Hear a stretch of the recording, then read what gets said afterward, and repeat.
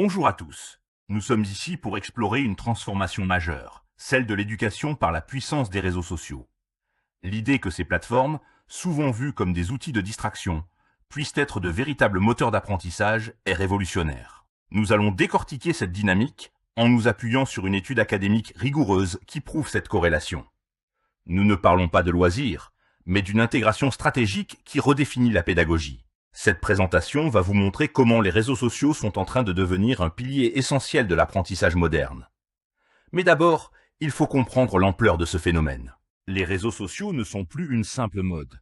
Ils ont fondamentalement remodelé la manière dont les humains communiquent. Ces plateformes sont devenues des espaces électroniques universels, où le partage de connaissances et d'opinions se fait sans effort. Elles permettent la création de communautés virtuelles qui transcendent les frontières géographiques, connectant les esprits instantanément. Pour l'étudiant d'aujourd'hui, cet outil est passé du statut d'option à celui d'indispensable, tant dans la vie quotidienne que dans le parcours académique. C'est cette omniprésence qui nous oblige à considérer leur potentiel éducatif. Et ce potentiel est d'autant plus grand que le phénomène est global. Ce n'est pas une tendance locale, c'est un phénomène planétaire qui touche des milliards de personnes. En 2020, nous avions déjà dépassé les 3 milliards d'utilisateurs actifs sur les réseaux sociaux. Ce chiffre est colossal et il ne cesse de croître. Des plateformes comme WhatsApp, Facebook ou WeChat dominent ces échanges, créant une infrastructure de connectivité sans précédent. Cette masse critique d'utilisateurs connectés transforme radicalement l'accès à l'information et la collaboration humaine. Nous avons donc un outil de communication de masse, déjà maîtrisé par les étudiants, qu'il suffit d'orienter vers l'éducation. Voyons comment cette connectivité massive devient un catalyseur pour l'apprentissage ouvert. Cette connectivité globale positionne les réseaux sociaux comme de puissants catalyseurs de l'apprentissage ouvert. Ils facilitent une communication directe et immédiate entre les étudiants et leurs enseignants, abolissant les barrières de temps et de lieu. Ces plateformes encouragent l'interaction et la collaboration spontanée, transformant l'apprentissage en un dialogue continu, plutôt qu'en un monologue descendant. Surtout, elles offrent un accès instantané à des ressources éducatives partagées en temps réel, rendant le savoir plus démocratique. L'enjeu n'est plus de savoir si nous devons les utiliser, mais comment les utiliser pour maximiser les résultats. Et les données sont claires sur l'impact académique. L'adoption stratégique des réseaux sociaux en éducation ne fait pas que rendre l'apprentissage plus agréable. Elle booste concrètement les résultats des étudiants.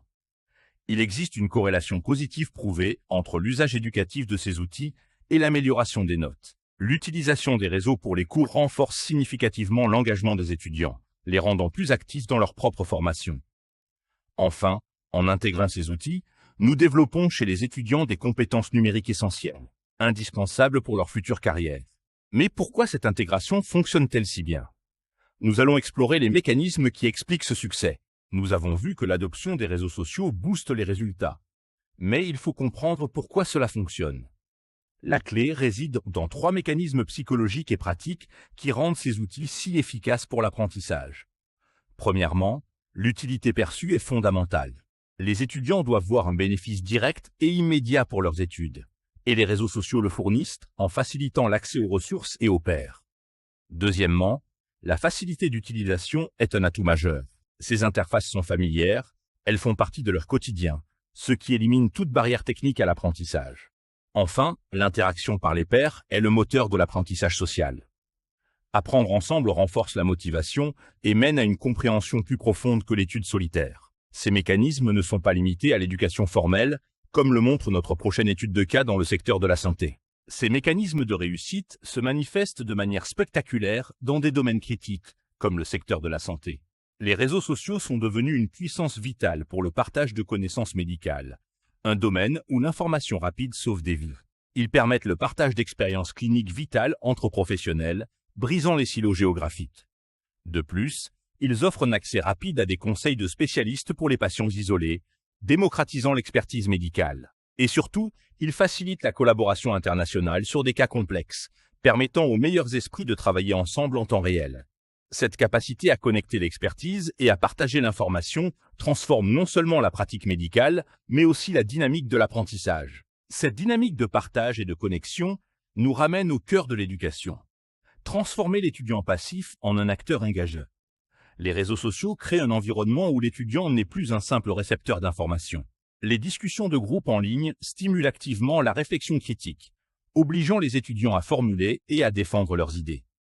Cet échange d'idées constant renforce la mémorisation et la compréhension bien au-delà d'une lecture individuelle. En fin de compte, nous créons un environnement d'apprentissage dynamique et interactif où l'étudiant est au centre de l'action. Mais cette puissance d'engagement vient avec des responsabilités, ce que nous allons aborder maintenant. Après avoir exploré le potentiel immense des réseaux sociaux pour transformer l'étudiant en acteur engagé, nous devons aborder les défis. La puissance de ces outils exige une gestion responsable. Le premier point crucial est la régulation. Nous avons besoin de cadres stricts pour contrer la désinformation et protéger l'intégrité des données académiques. Ensuite, il est essentiel de former nos étudiants, nos netizens, à l'éducation aux médias. Ils doivent développer une pensée critique pour naviguer dans le flux constant d'informations et distinguer le vrai du faux. Enfin, nous devons trouver un équilibre numérique. Il faut concilier les bénéfices de l'hyperconnectivité pour l'apprentissage avec le besoin fondamental d'interaction réelle et de bien-être. C'est en adressant ces défis que nous pourrons pleinement embrasser le futur éducatif. Nous arrivons à la conclusion de notre exploration. Le message clé est que les réseaux sociaux ont dépassé le simple statut d'outil de loisir. Ils sont devenus le moteur d'une nouvelle ère d'apprentissage collaboratif. L'étude que nous avons présentée démontre clairement qu'ils facilitent l'apprentissage ouvert et améliorent la performance académique. Pour capitaliser sur cette révolution, l'intégration stratégique de ces plateformes dans les cursus n'est plus une option. C'est une nécessité. Le succès futur de l'éducation dépendra de notre capacité à exploiter cette hyperconnectivité de manière intelligente et éthique. C'est un futur passionnant qui nous attend. Je vous remercie sincèrement de votre attention et de votre participation à cette discussion sur la puissance des réseaux sociaux dans l'éducation. J'espère que cette présentation, basée sur l'étude d'Ashraf et al., vous a donné matière à réflexion.